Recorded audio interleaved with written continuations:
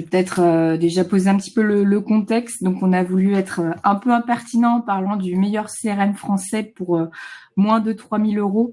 L'objectif d'aujourd'hui, c'est pas forcément parler de budget, on en parlera à la fin du webinaire, mais plutôt de parler de méthodologie. Donc, je tiens un peu le teasing jusqu'à la fin.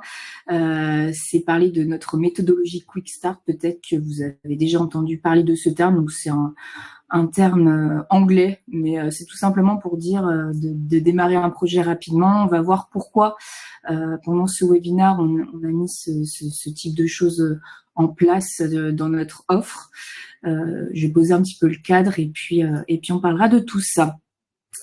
Juste pour des questions de logistique, donc je suis pas toute seule, j'ai Adrien avec moi qui m'aide sur le côté régie pour tout ce qui est questions et sondages. On va être un petit peu interactif, vous allez avoir 2 sondages dans ce webinaire, n'hésitez pas à y participer. Et puis à la fin, où il y aura une session de questions-réponses. Donc si vous avez des questions, n'hésitez pas également à y répondre. Voilà, si on a du temps, on a mis 30 minutes, il se peut que ça dure un peu moins, un peu plus. Mais voilà, si on n'a pas le temps de répondre à toutes les questions, on vous rappellera dans tous les cas pour échanger sur ça. Voilà. Donc je vais vous partager mon écran. Hop. Mon PowerPoint. Si j'y arrive, donc tout l'écran. Hop, partager. Vous devez voir mon écran qui s'affiche. Ok, hop. Donc notre méthodologie, on en a parlé. Juste avant de poser un petit peu le cadre, juste très rapidement me présenter. Donc je suis Pauline Noël, je suis ingénieure commerciale CRM chez Dimo Software depuis maintenant 9 ans. Ça fait un petit moment déjà. Dimo Software, qui nous sommes, c'est une société qui a été créée en 95. Ici, je vous ai mis quelques chiffres. On fait 35 millions de chiffres d'affaires. On est 290 collaborateurs. Et nous, notre métier, c'est vraiment proposer des solutions périphériques à votre système d'information. Donc, le but, c'est de recentrer les collaborateurs vraiment sur leur cœur de métier. Et aujourd'hui, on a 9 domaines d'activité, 9 expertises. En fait, on a plusieurs cordes à notre arc. On fait pas que du CRM. Moi, je suis vraiment spécialisée sur l'activité CRM. Donc, hop, sur la slide qui s'affiche, juste un petit focus sur l'activité CRM, puisque c'est aussi pour ça qu'on discute. C'est parler de méthodologie, mais aussi un petit peu historique pour vous dire qu'aujourd'hui, on est légitime à vous parler de ces sujets, puisque Dimo Software a été créé en 95 et 1 an après, ils ont mis en place l'activité CRM. Donc, on a eu plusieurs CRM à notre catalogue et aujourd'hui, on est éditeur de notre propre solution qui s'appelle Yellowbox CRM. Malgré son nom, c'est vraiment une solution française. On est tout ce qui est support, commerce, consulting, on est basé à Lyon et nos développeurs sont à Bidart. Donc on a plus de 1500 projets à notre actif, 26 ans d'expérience dans la mise en œuvre de projets CRM. On est 25 collaborateurs 100% dédiés au CRM et on travaille avec des partenaires métiers. C'est la force aussi quand on est éditeur, c'est qu'on peut être accompagné, on peut s'accompagner de plusieurs partenaires pour enrichir la solution.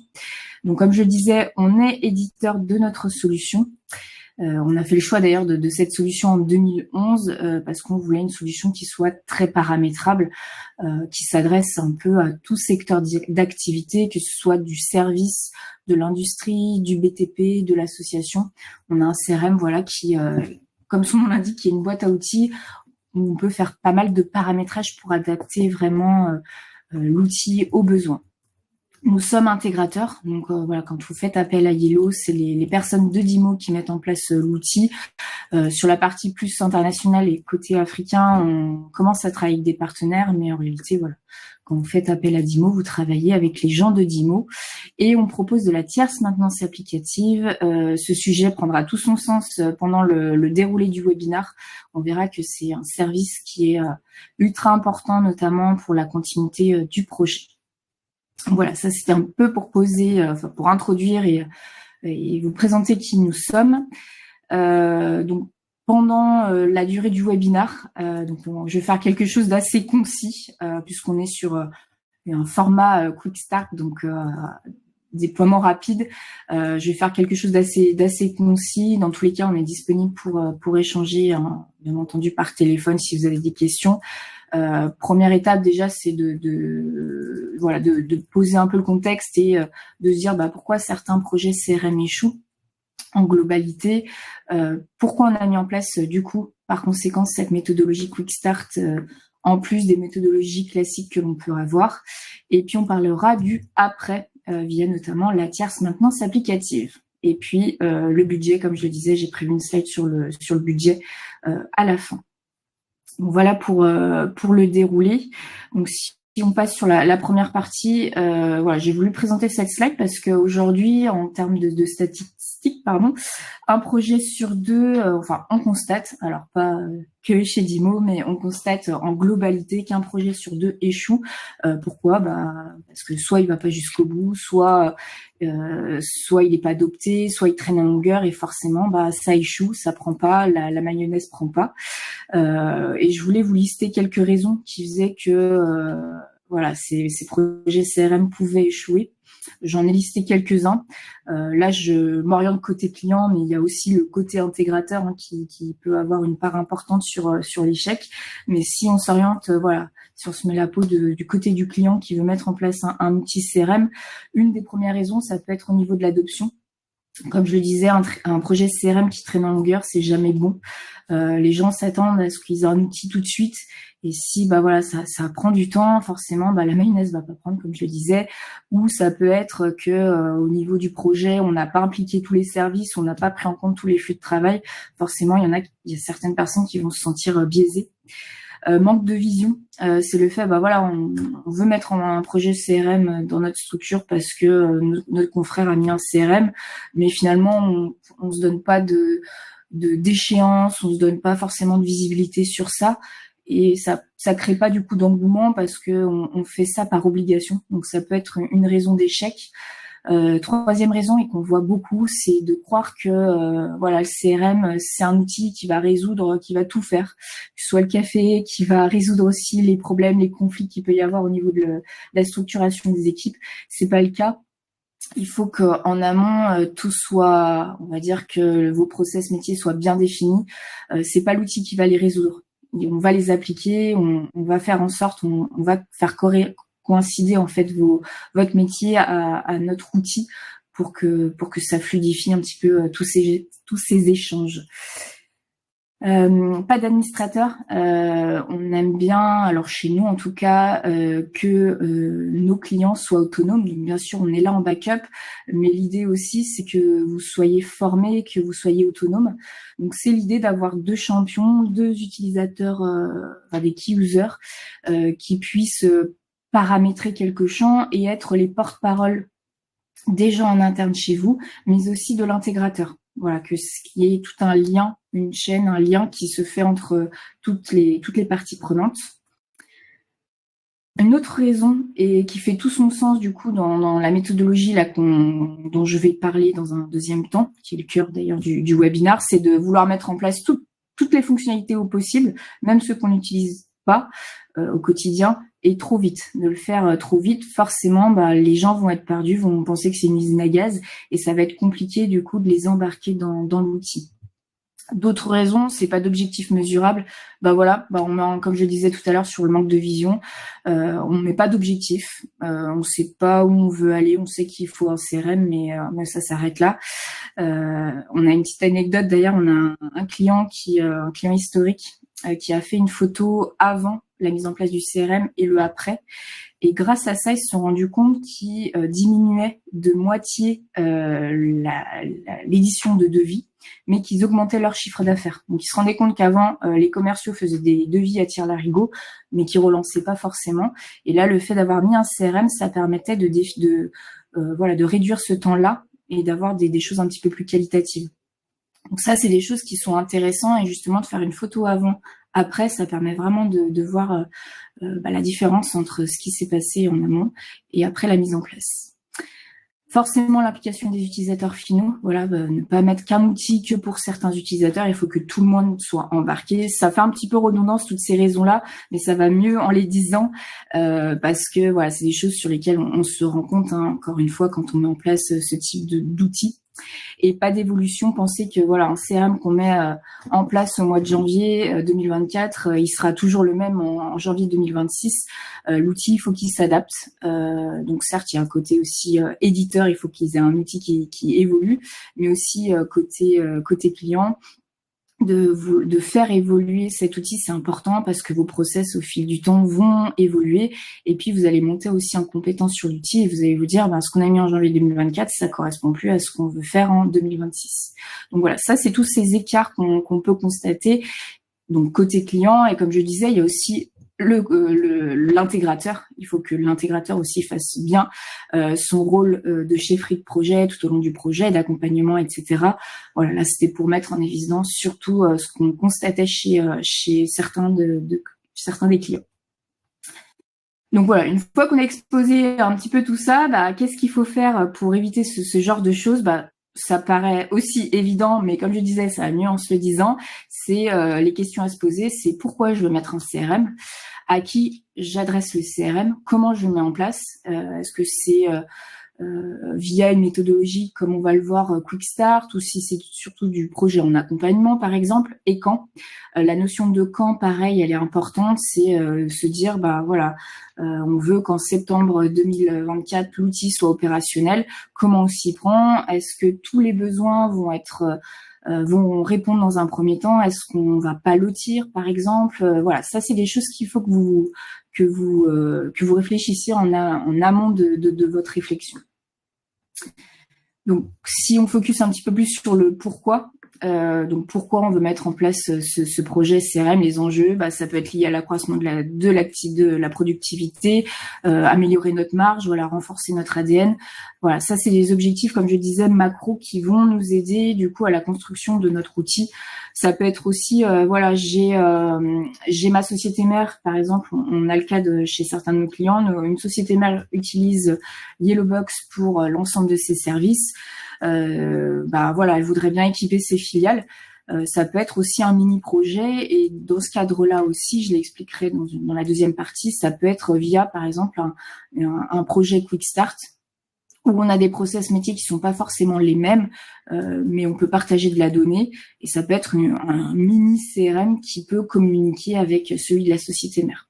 Donc voilà, ça c'est tout plein d'enjeux qu'on peut avoir quand on réfléchit à ce projet CRM. Et puis les enjeux macro, il y a aussi les besoins par service qui peut être vrai que ce soit qu'on soit une TPE, une PME, une ETI. Donc là, c'est cloisonné par service, mais tout ce qui va être centralisation de la donnée, forcément, que je sois une TPE, PME ou une association, j'ai besoin d'avoir de la centralisation de l'information, avoir une plateforme collaborative. Donc ça, voilà, c'est un petit peu des choses un petit peu redondantes, mais voilà, je préfère les mettre ici au même titre que par exemple le pilotage de l'activité. Voilà, si on a de la donnée de qualité, forcément, on va pouvoir décliner des objectifs et des plans d'action à mettre en œuvre. On a d'ailleurs une question pour vous. Donc Adrien va mettre le sondage, il me semble, en plein écran s'il est opérationnel. Je crois que vous allez avoir 3 choix. Voilà, c'est aussi intéressant pour nous de savoir, vous, quelle est votre principale douleur. Si vous participez à ce webinaire, peut-être que vous êtes sur une réflexion CRM et vous identifiez, ou même sans avoir de réflexion CRM d'ailleurs, vous identifiez des douleurs. Voilà, quelles vont être les douleurs que vous identifiez, les symptômes. On aime bien aussi parler de symptômes CRM que vous rencontrez. Je crois que vous pouvez mettre plusieurs choix sur ce sondage. On a des réponses, c'est bon? Bon, je pense que on va pouvoir clore. Le sondage est à droite, Adrien me dit. Donc, vous le voyez normalement à votre droite. OK pour nous? OK.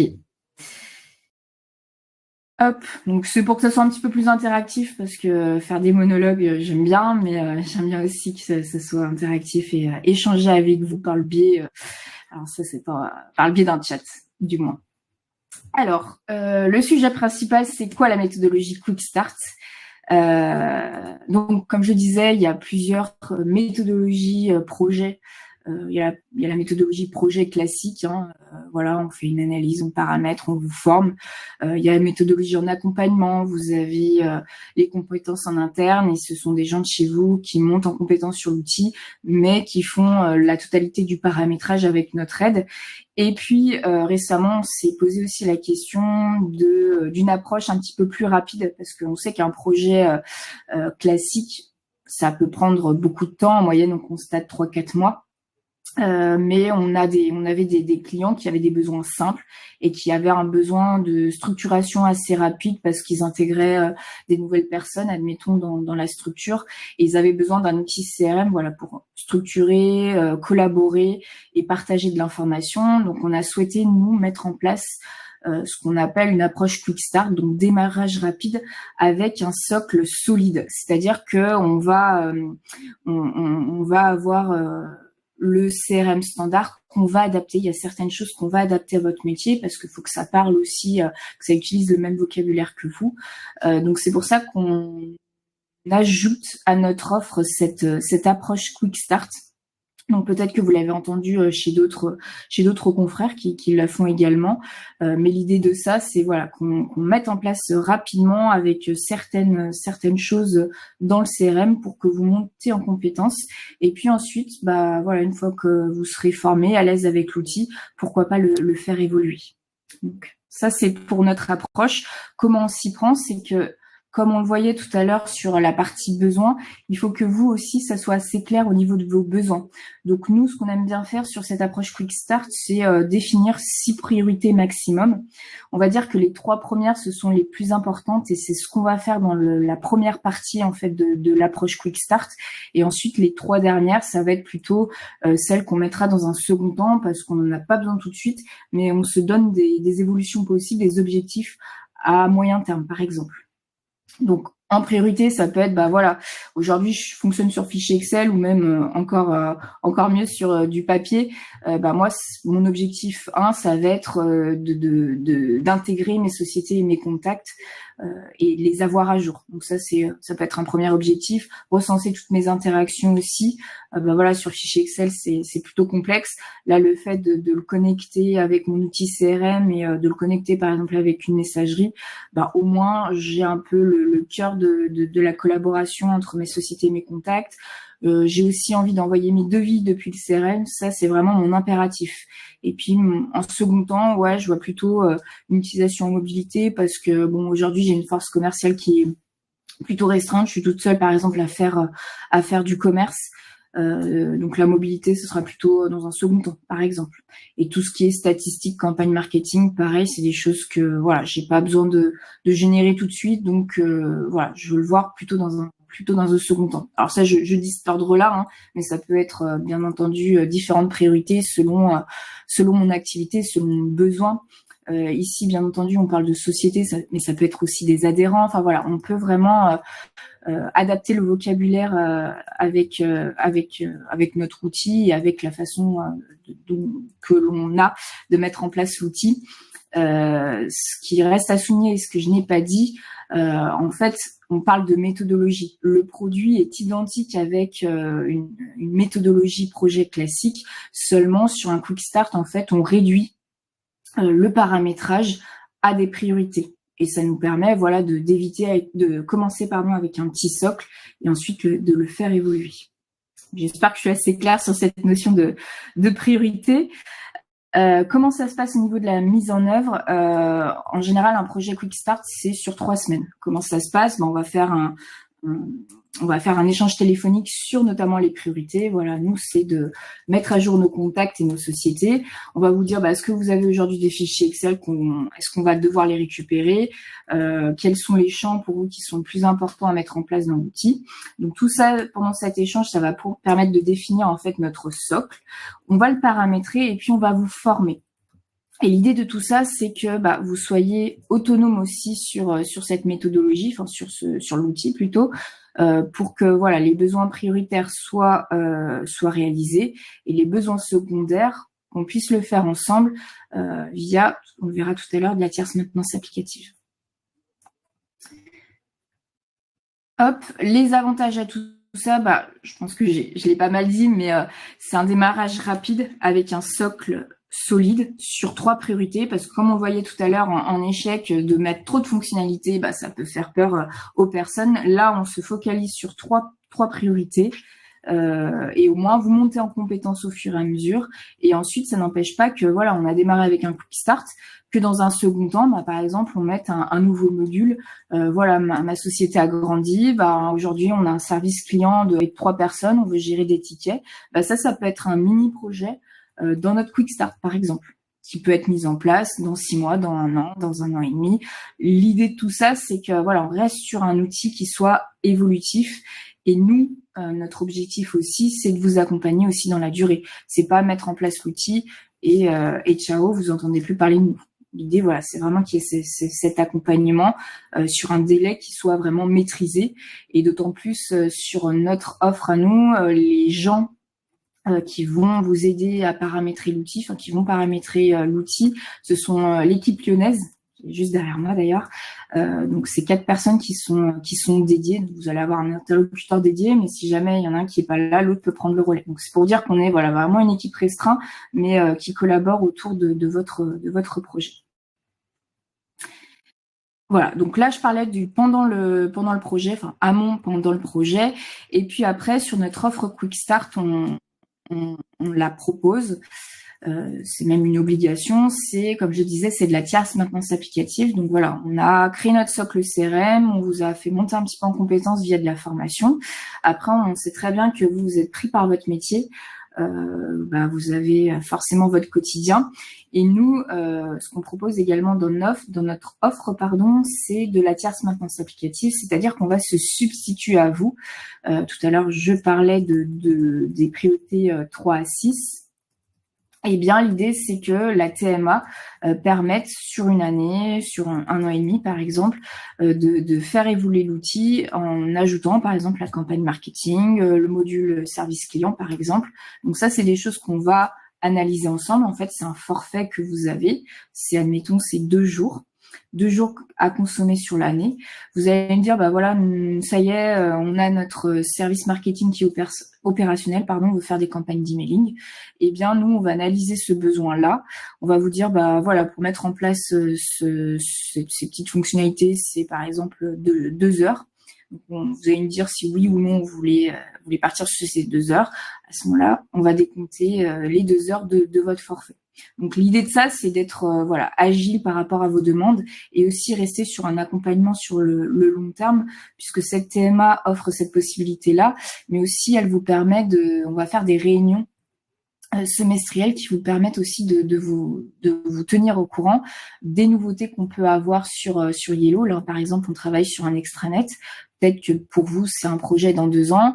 On travaille sur des tableaux de bord. Peut-être que pour vous, voilà, c'est un projet pour tout de suite. L'idée, c'est qu'on soit toujours dans une communication et toujours se fixer des objectifs pour éviter que voilà le CRM reste à l'état 0 quand on l'a mis en place. Là, voilà, vraiment, c'est de le faire évoluer et de vous accompagner sur ça.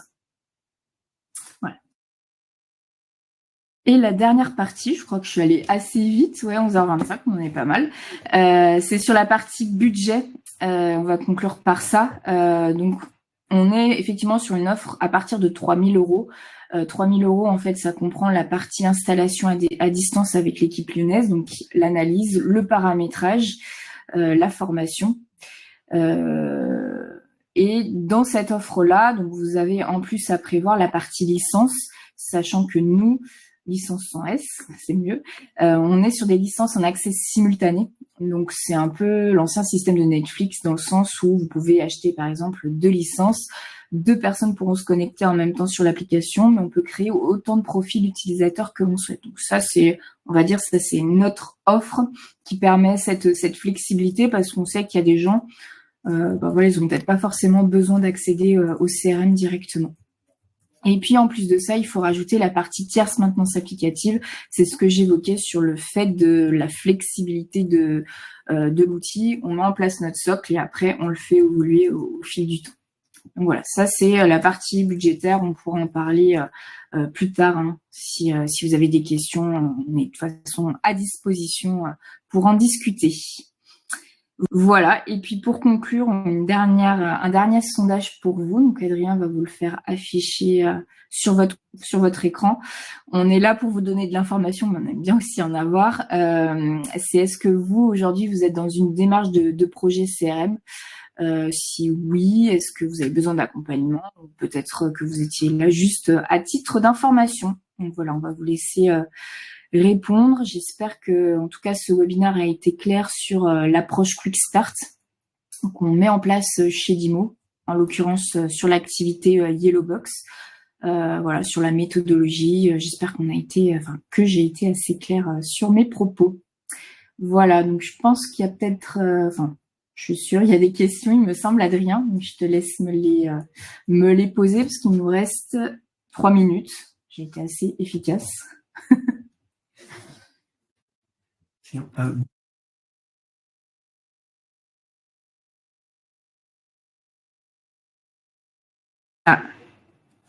Bonjour à tous. Bonjour. Est-ce que vous m'entendez? Un petit problème technique. Je vais arrêter mon partage, c'est mieux.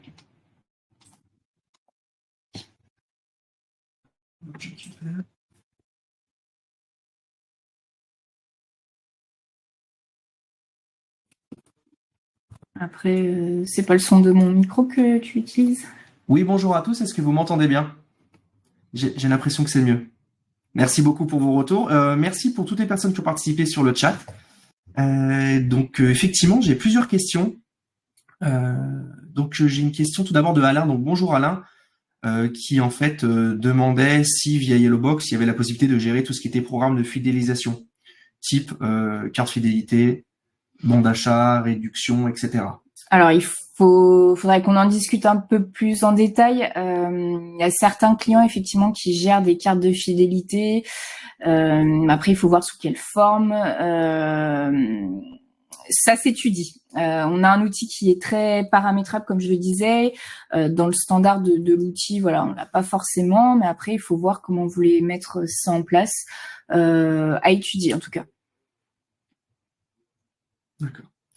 Alors une question, j'en ai d'autres, mais Antoine vient de la poser. Donc bonjour Antoine, qui demande: le soft est-il multilingue? Êtes-vous en mesure de supporter un déploiement européen et sa maintenance?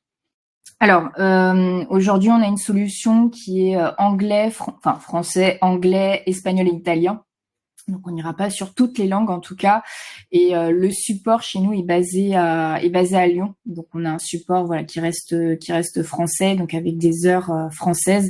Après la maintenance de l'outil, vous pouvez accéder à toute heure. Seulement notre support sera sur des heures françaises. Super. Je la prends au vol aussi, une question de David. Donc bonjour David. Avez-vous des tutos concernant l'utilisation de Yellowbox qui montrent ce que l'outil a réalisé et les fonctions de base, etc.? Alors on n'a pas forcément des tutos, on a des petites vidéos, donc on a des vidéos humoristiques que vous pouvez consulter sur notre site internet. On a également des vidéos de témoignages. Juste les vidéos humoristiques, je suis un peu vite dans mes propos, c'est sur certaines fonctionnalités, donc vous pouvez voir certaines fonctionnalités de l'outil. On a aussi des vidéos de témoignages où on a pas mal de clients sur plein de secteurs d'activité qui évoquent leur manière de fonctionner avec Yellow.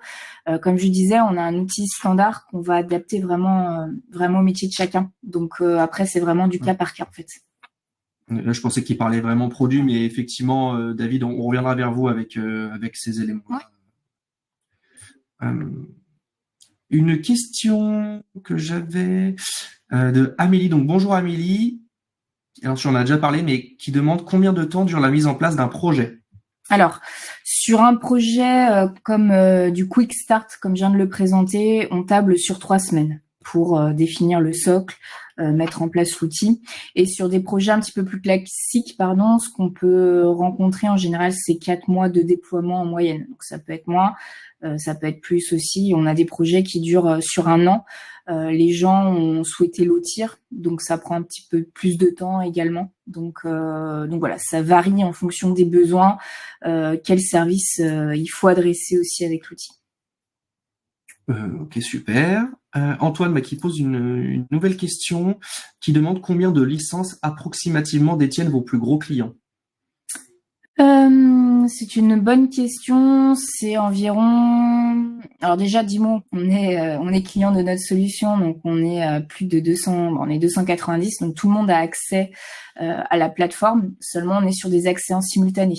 Donc ça permet, voilà, de partir sur un package de licences et ensuite de créer autant de profils que l'on souhaite. Je crois que notre plus gros client, il dispose, si je dis pas de bêtises, de plus de 150 licences.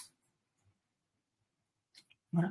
Sachant que je crois que j'avais fait la statistique, à peu près c'est 1,7 licences enfin une licence égale 1,7 utilisateurs. Je crois que c'est à peu près la moyenne. À peu près. Après, ça dépend des profils. Effectivement, si on est sur du commercial, si on est plutôt sur du back office, effectivement, ça dépend. Donc j'ai David qui repose une question. Avez-vous des clients qui traitent des réclamations clients du coup via l'outil? Oui, on a un petit module de ticketing. On a un module de ticketing aujourd'hui qui permet, voilà, je reçois un mail, je le fais glisser, je crée un ticket sur cette réclamation, sur ce litige. Donc oui, aujourd'hui, on peut adresser effectivement des réclamations, des litiges, et on va aller encore plus loin parce qu'on est en train de développer l'extranet. Et vraiment, via l'extranet, on pourra aller beaucoup plus loin sur cette partie litige-réclamation. Super. J'ai encore. Alors, n'hésitez pas à poser des questions. On a un peu de temps. J'en ai deux autres de côté. Alors, Hervé qui demande. Donc, bonjour Hervé. Est-ce que vous accompagnez les entreprises dans la réflexion du projet et utiliser tout ce qui est des charges, analyse du besoin? Oui, tout à fait. On propose ce qu'on appelle chez nous une charte projet ou un audit préalable. Donc, comme on le disait, on a plus de 25 ans d'expérience dans la mise en œuvre de projets CRM. Donc, voilà, on a une certaine expertise dans le domaine. Donc, on propose aujourd'hui d'accompagner nos clients sur la mise en œuvre de cahiers des charges. Donc, en fait, on fait ça sous forme d'atelier. On va faire un atelier avec la partie commerce, la partie SAV, par exemple, la partie marketing. Et on va en faire un cahier des charges. Et l'idée de ce cahier des charges, c'est que ce soit un cahier des charges neutre, même si on a un intégrateur de solutions. Ce qu'on propose ici, c'est notre connaissance, notre accompagnement. C'est pas une solution. Après, vous êtes libre ou non, enfin oui, vous êtes libre, pardon, de partir ensuite avec notre outil. Vous pouvez consulter d'autres outils sur le marché, bien entendu. Alors, pour l'instant, j'ai encore une question. N'hésitez pas, on a encore quelques minutes si vous souhaitez, si vous avez des interrogations à demander à Pauline. J'avais Benoît. Alors Benoît qui demande. Donc bonjour Benoît. Avec quel secteur d'activité travaillez-vous? Alors, on travaille aujourd'hui avec des secteurs donc, de l'association, industrie, BTP, services et transport. On n'ira pas sur tout ce qui est assurance et banque parce que c'est très spécifique. Il y a des outils qui font ça mieux que nous. Mais voilà, on se focalise vraiment sur ces activités-là.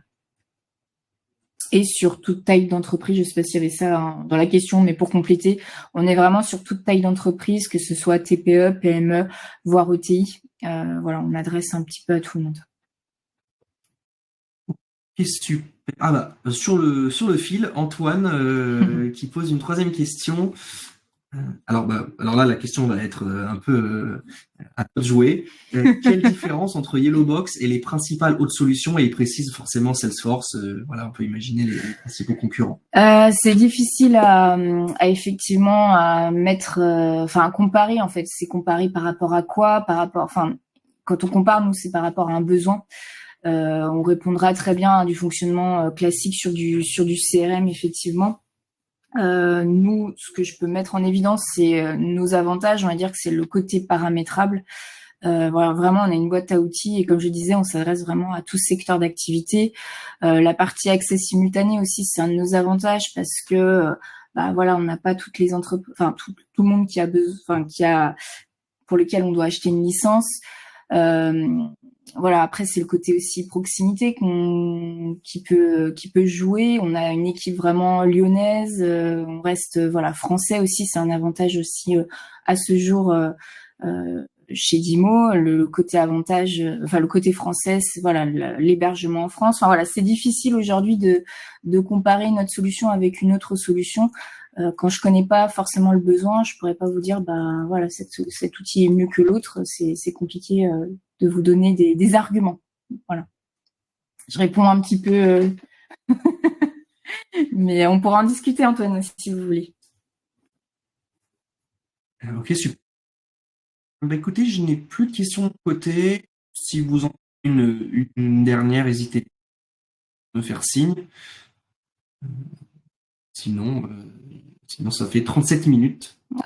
Donc, bah, merci à vous, Antoine. Merci, oui, pour votre participation. C'est top d'avoir des questions. Ouais, c'est tout bon. Bon, et ben écoutez, merci, comme je disais, merci pour votre participation, pour vos échanges. Et puis voilà, si vous avez besoin de questions complémentaires, n'hésitez pas à nous contacter, on est disponible.